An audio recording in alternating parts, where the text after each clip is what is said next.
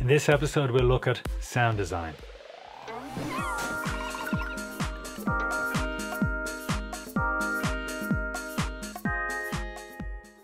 This week, I want to nitpick a show that's heavy in sound design. I'll try and point out to you what's happening where and the method behind the design. The example I will use is a show that I worked on called Canimals, and this episode is called Wild Can. I'll go through the Foley aspect of sound design in another episode, but in this episode, let's look at sound design with sound effects. First, what are they? Well, there are companies out there that just build sound effects libraries, and some are better than others.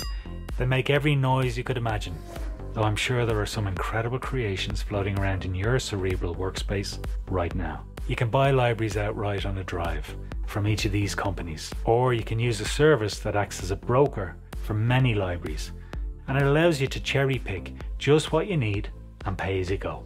I was asked to design the voices for each character in the animation, so I used sample libraries and other sources in developing the personalities of each character. Just think about how many emotions there are in every reaction throughout the duration of any show.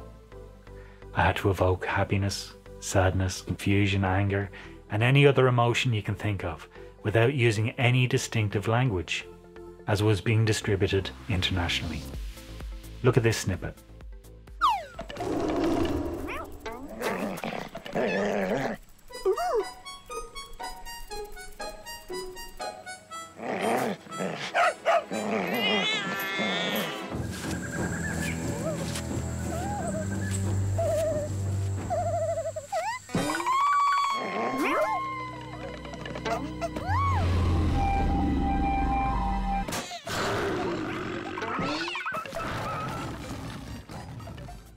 Firstly, listen to Oz, the cat in the pink can. Her first reaction was in fact an actor that we recorded. The actor gave us a range of reactions that we could use, however, it couldn't cover everything that was happening on the screen. I had to edit between the recorded reactions and the actual noises of real animals that I got from sample libraries or recorded elsewhere. The great thing about sample libraries is that they're easily accessible. Generally, you can find something to use for what you're trying to edit, though generally, this can take from the creativity of your design. I'd always think of sample libraries as a foundation for the real design above the ground. Let's look at what happens with Oz and her friends. Try to decipher how many reactions there are, and can you hear how many samples were used in this very, very short time.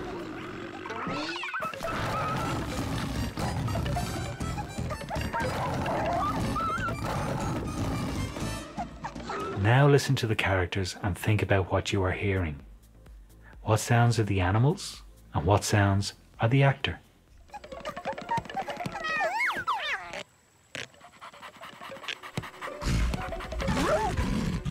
With all their big adventures, we have a lot of reactions to cover. We've got Bengal tigers, bears, lots of dogs, me, lots of cats, lions, crocodile, and of course the actor. Sound design is all about you and your vision for the project. I want you to make you aware of what you're listening to in this super little show, and I'd encourage you to pick your way through this or any other show and try and decipher what the designer intended for the sound design. If you can, get a short video from somewhere and design it the way you see it. Remember to keep the personality of each character the same. Try to address each emotion with that personality in mind. This exercise will really test you. If you're not happy with the way things are going with your vision, then try another character. Though do come back to the one you're having difficulty with. It'll be easier the second time around, I promise. I'm Keith Alexander and you've been watching Adorama TV. Don't forget to subscribe to Adorama TV for more great videos. And tell us what you think. You can like, comment or share this video, and please come by the Adorama Learning Centre for more information and advice.